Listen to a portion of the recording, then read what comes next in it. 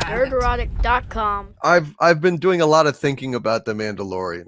What is wrong with it or what is right with it. And the thing is, they have really kind of come up with a strange approach to The Mandalorian that has really split the fandom in a very weird way. I find that no matter what my opinion is about a particular episode, there's at least 30 to 40% of the other people, sometimes half, that disagree. For example, people last week were saying, that episode, it was just filler, it was crap, it didn't do anything. And I was like, I like that episode.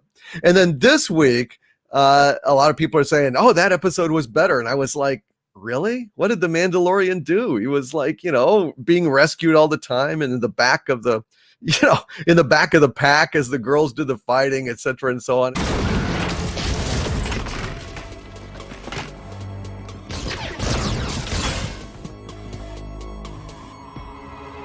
Totally agreed. I mean, especially since I like this episode, but I can tell you exactly why I liked it. I mean, it's borderline biased or maybe even stalker. Katee Sackhoff, giant Katee Sackhoff fan, and she is great. She showed us again why she would have been a great Captain Marvel, and she's a better person on the runway. If you go watch her YouTube channel, she's funny as hell, and she should have been that part. She's also got charisma. Like lots of charisma. So why it worked well. And this is a part she voiced right from, and apart from Clone Wars and Rebels. But it was like towards the end, I'm like, you know what? The show is low information. It doesn't give you a lot. And then this episode gave you for The Mandalorian a ton, but the kind of information it gives you, these are things that should drop each episode. We shouldn't be 3 episodes in and find out about something about the Darksaber. We find out Moff Gideon's motivations, which was just a brief little conversation. We find he just doesn't want to be a warlord. He's about something. And we also find out why the Mandalorian doesn't take off his helmet.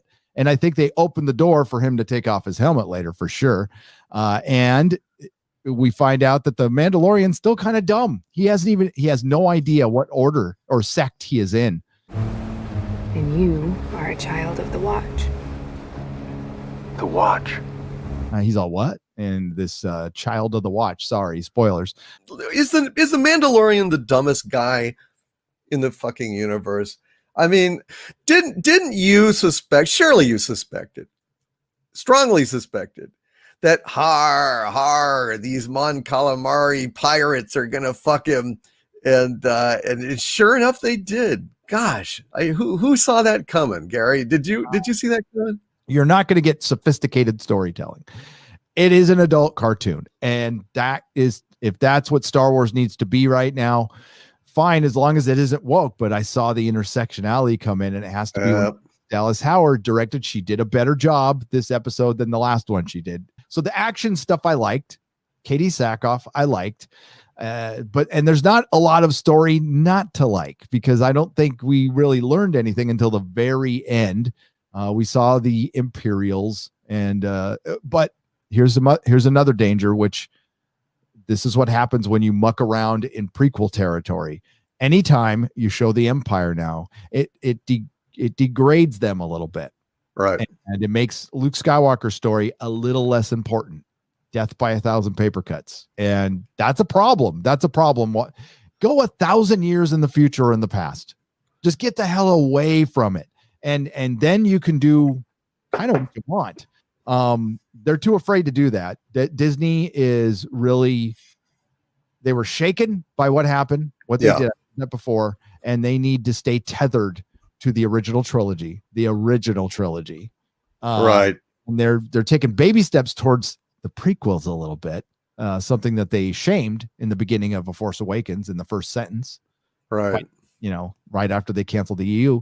So, that's going to be a problem, but I don't think the show's going to ever be any more than what this is. I'm afraid so. And if that enough, I don't know. But, the problem is that this show really needs to go its own way. To avoid that problem of it being a prequel, to something that is preordained, that we've already locked in, is the way to get out of that is to go entirely follow this bounty hunter to entirely new planets, new situations, nothing to do with the fucking Empire.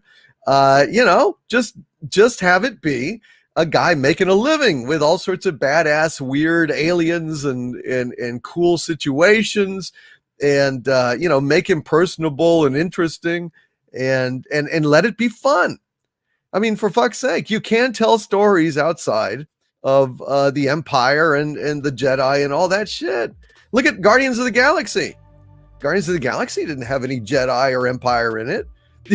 I mean, you could basically take a bounty hunter and make him like Star-Lord and turn him loose in a fun, rollicking universe that occasionally, rarely, you might cross like some Jawa or some, sand person or something, instead of just fucking like kicking around over and over and over again. So this is what you're going to get. This is it. And for me, I'm watching it as a casual viewer. I'm not a Star Wars fan anymore. I watch it for Gina. There's no Gina, by the way. If there was more, I might feel differently about it. And we're going to talk about her a lot. Or Carl Weathers. There's great cast.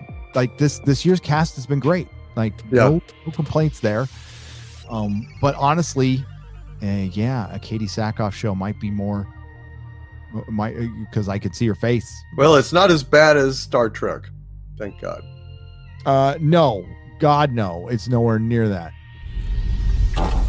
Okay, now I'm done.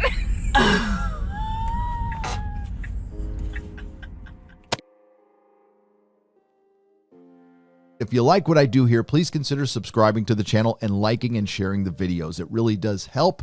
And if you did this with your favorite YouTuber as well, I'm sure they would appreciate it as much as I do.